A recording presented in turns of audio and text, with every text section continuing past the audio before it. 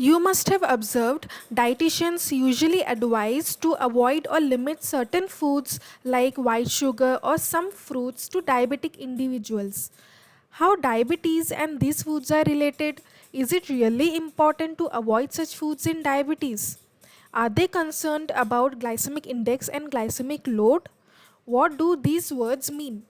Let's understand this concept today. Before starting this topic, it is important to know the basics of carbohydrates which have been covered in earlier videos.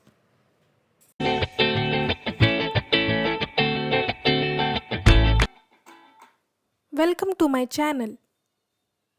In the late 70s, Dr. David Jenkins of the University of Toronto realized that knowing the total amount of carbohydrates in foods was not enough to predict the effect of these sugars on blood glucose fluctuations. Knowing the type of carbohydrates contained in a food, that is, simple sugars or complex carbohydrates, provided some clues but was far from sufficient to make a correct prediction. There are certain foods which rapidly raise the blood sugar levels. In 1981, Jenkins and co workers proposed a new indicator called glycemic index.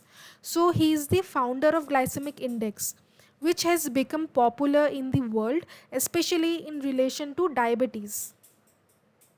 The glycemic index measures the speed at which the carbohydrates in a food will raise blood glucose rapidly. Glycemic index से हमें ये पता चलता है कि किसी खाने का कार्बोहाइड्रेट कितनी तेजी से ब्लड शुगर लेवल्स बढ़ाता है. Foods with a high glycemic index are easily digested and cause a quick rise in blood sugar. Example, pure sugar. So better to avoid them if following a low glycemic index diet. Blood sugar levels के ज़्यादा बढ़ने के chances होते हैं अगर किसी food का glycaemic index ज़्यादा हो. And foods with a lower glycemic index get digested more slowly and doesn't raise blood sugar rapidly. We will see more about this in further slides. Glycemic index does not indicate the amount of carbohydrates or the type of carbohydrate of the food. It signifies its physiological impact. It is helpful in the dietary management of diabetes, hyperlipidemia, insulin resistance, PCOS, and weight management. Glycemic index सिर्फ diabetes ही नहीं, high lipid levels, insulin resistance, PCOS या PCOD और weight management के लिए भी helpful है. How do we determine the glycemic index of any food? After an overnight fast, a group of 10 people are given a serving of a food item. This serving contains 50 grams of available carbohydrates. Available carbohydrates does not include the fiber content.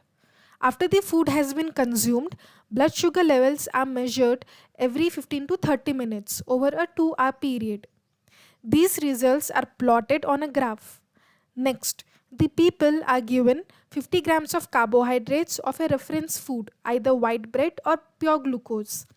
Glucose is known as reference food here because it has glycemic index of 100. The same process is followed and these results are plotted. The area under the curve for the reference food is given a value of 100. The area under the curve of the test food is then calculated as a percentage of the reference food area. Whatever that percentage is will be its glycemic index value. This is how glycemic index is determined for foods. Most organizations have ranked glycemic index of foods on a scale of 0 to 100. Low glycemic foods are those with a glycemic index of 55 or less. Example, whole unprocessed unrefined grains, whole pulses, vegetables, milk and its products. Food rich in fiber generally have low glycemic index. जिस food में हमें ज़्यादा fibre मिलते हैं उनके glycaemic index कम होते हैं. Medium glycemic foods are those with glycemic index between 56 and 69. Example, brown rice, basmati rice, etc. High glycemic foods are usually foods with a glycemic index more than 70. These foods rapidly raise blood sugar. So, these foods are not acceptable. Example, white bread, white rice, refined flour or maida, fruit juices, as they do not contain fiber. Glycemic index values are given for plant foods only and not for animal foods, except milk and its products, because meat, fish, chicken, etc. do not contain enough carbohydrates. Let's look at some examples of foods and their glycemic index. Here I have mentioned glycemic index of some fruits. Just for an example, so fruit which has high glycemic index, that is more than 70, is watermelon. Medium glycemic foods range from 56 to 69. So grapes, banana and raisins come under this category. Low glycemic fruits which are below 55 are grapefruit, prunes, pear, apple, orange and peach. The concept of glycemic index is often misunderstood. So let me clarify a very important point, that there is another indicator called glycemic load, which we have to understand clearly along with glycemic index. Glycemic load was introduced in 1997 by the Harvard School of Public Health. How high blood glucose rises and how long it stays high depends on the quality and the quantity of carbohydrates. This work is done by glycemic load, which combines both the quantity and quality of carbohydrates. अगर किसी खाने में carbohydrates का amount ज़्यादा है तो उनकी glycaemic load भी बढ़ते हैं. It takes into account the amount of carbohydrate present in a portion or serving size of any food that is eaten and the glycemic response to that food. Blood sugar कितने और कब तक बढ़ेंगे ये हम फूड के glycaemic load से पता लगा सकते हैं. ग्लाइसेमिक लोड में फूड के ग्लाइसेमिक इंडेक्स के साथ फूड क्वांटिटी और उनमें कार्बोहाइड्रेट कंटेंट को भी कंसिडर किया जाता है. How do we determine the glycemic load of any food? Glycemic load per 100 grams of food is calculated as glycemic index multiplied by net carbohydrates of food over 100. I am stressing here that this calculation is for 100 grams of food. We can calculate the glycemic load of different foods consumed in the diet. This is a sample diet for a person.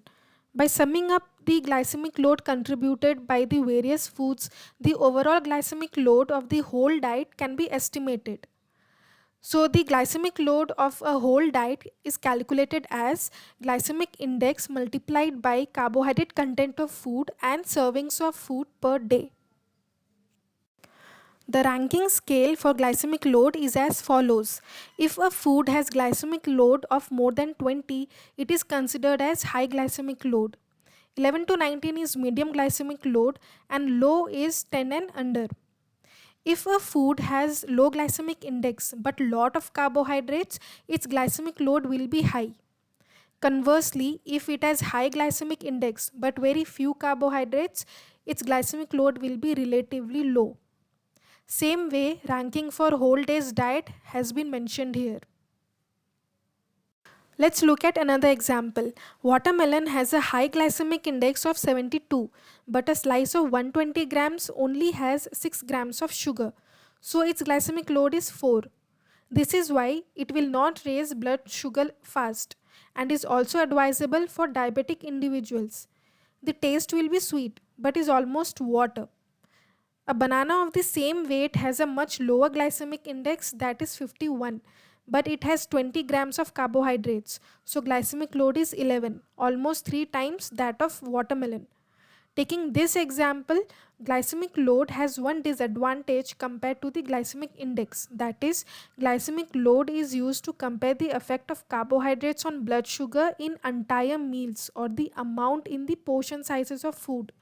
Whereas glycemic index for a food is only indicative of one food at a time. This we have already discussed. So if we eat 3 slices of watermelon, the glycemic load would be 3 times higher, while the glycemic index will still be 72. The composition of a food is of course the first determinant of its glycemic index.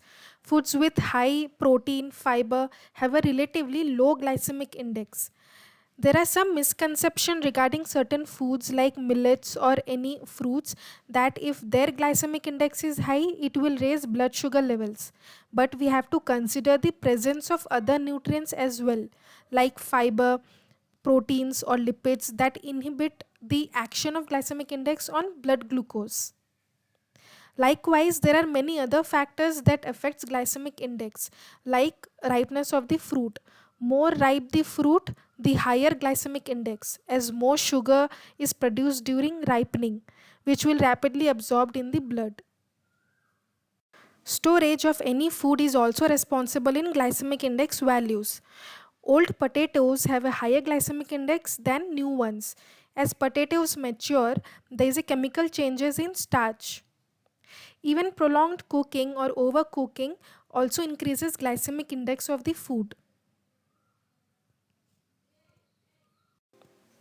Certain processing or cooking techniques also have a role. Let's consider a potato. Glycemic index of raw potato will be close to 0 because the starch of raw potato is undigestible. If we boil that potato, its glycemic index will quickly raise to 60 because starch gelatinizes with heat and becomes easily digestible. If we eat the same potato with its skin, the fiber in skin will slow down glucose digestion and absorption, and as a result its glycemic index will be lower. Conversely, if we turn that potato into a mashed form, its glycemic index will further raise because starch becomes more accessible to our digestive enzymes, which will convert into glucose faster.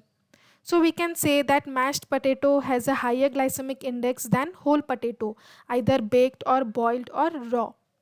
Same way, there are many other processing techniques which increase glycemic index of any food. Long grain rice has a higher glycemic index than short grain. Basmati rice has a medium glycemic index, but easy to cook basmati or other rice products are likely to have a higher glycemic index. To summarize, the glycemic index indicates the speed at which the carbohydrates in a food will raise blood sugar rapidly. In other words, the glycemic index focuses on the quality of carbohydrates, and the glycemic load helps to predict a blood glucose response to a specific amount of carbohydrates present in a portion of any food that is eaten. It takes into account both quality and quantity of the carbohydrates. Although glycemic index is a popular reference value, the proportion of carbohydrates varies among different foods. Hence, glycemic load has been proposed as more accurate indicator of the blood glucose response. If you have any doubt, please mention in the comment section. Like, share and subscribe the channel. Take care. See you in the next video.